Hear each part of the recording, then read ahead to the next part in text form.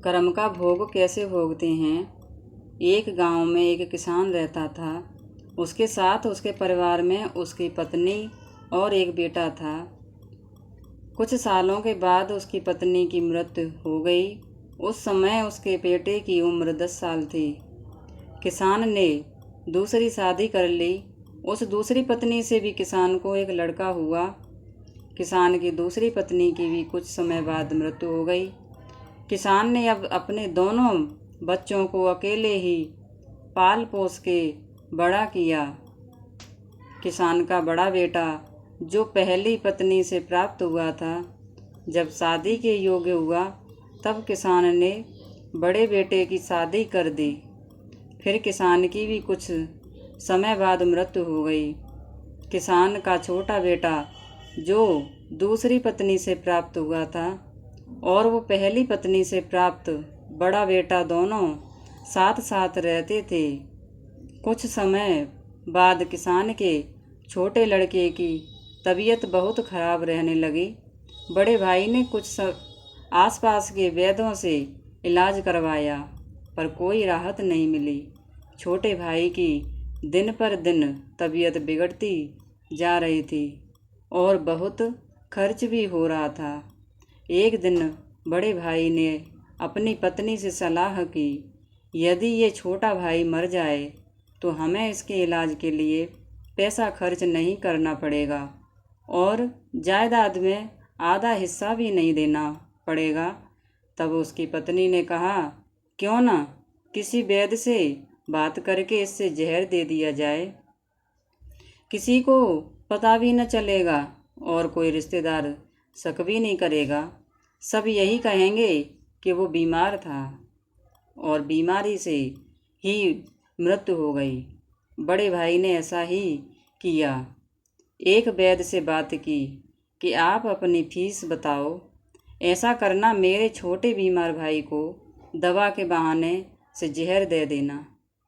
वैद्य ने बात मान ली और लड़के को जहर दे दिया और लड़के की मृत्यु हो गई।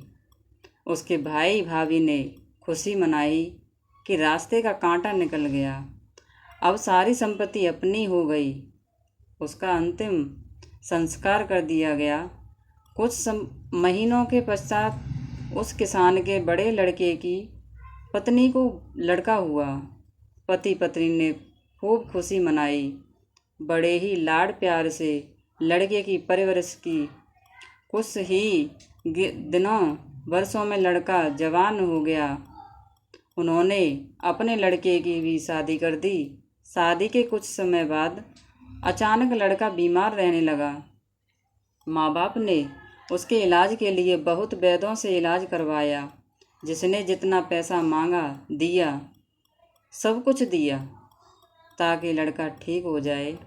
अपने लड़के के इलाज में अपनी आधी संपत्ति तक बेच दी, पर लड़का बीमारी के कारण मरने की कगार पर आ गया।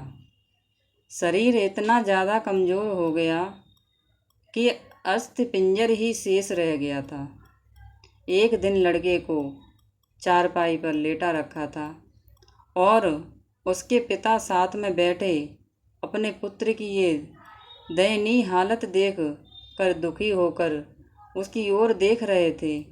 तभी लड़का अपने पिता से बोला कि भाई, अपना सब हिसाब हो गया, बस अब कफन और लकड़ी का हिसाब बाकी है, उसकी तैयारी कर लो। ये सुनकर उसके पिता ने सोचा कि लड़के का दिमाग भी काम नहीं कर रहा है बीमारी के कारण, और बोला, बेटा मैं तेरा बाप हूँ, भाई नहीं। तब लड़का बोला, मैं आपका वही भाई हूँ जो आपने जहर खिलाकर मरवाया था। जहर खिलाकर मरवाया था। जिस संपत्ति के लिए आपने मरवाया था, मुझे अब वो मेरे इलाज के लिए आधी बिक चुकी है और आपकी शेष है। हमारा हिसाब हो गया है। तब उसके पिता फूट फूट कर रोते हुए बोले कि मेरा तो कुल नाश हो गया, जो किया मेरे आगे आ गया। अब पर तेरी पत्नी का क्या दोष है जो इस बेचारी को जिंदा जलाया जाएगा। उस समय सती प्रथा थी जिसमें पति की चिता के साथ पत्नी को जला दिया जाता था। तब वो लड़का बोला कि वो वैद्य कहाँ हैं जिसने मुझे जहर खिलाया था। तब उसके पिता ने कहा कि तुम्हारी मृत्यु के 3 साल बाद वो मर गया था। तब लड़के ने कहा कि ये वही दुष्ट वैद्य है जो आज मेरी पत्नी रूप में है। मेरे मरने पर इसे जिंदा जलाया जाएगा। सीख, हमारा जीवन जो उतार चढ़ाव से भरा है, इसके पीछे हमारे अपने ही कर्म होते हैं। हम जैसा बोएंगे वैसा ही काटना पड़ेगा। कर्म करो तो फल मिलता है, आज नहीं तो कल मिलता है। जितना गहरा अधिक हो कुआं, उतना मीठा जल मिलता है। जीवन के हर कठिन प्रश्न का जीवन से ही हल मिलता है। वीडियो अगर पसंद आई हो तो वीडियो को लाइक, चैनल को सब्सक्राइब करें और ज़्यादा से ज़्यादा शेयर करें। धन्यवाद।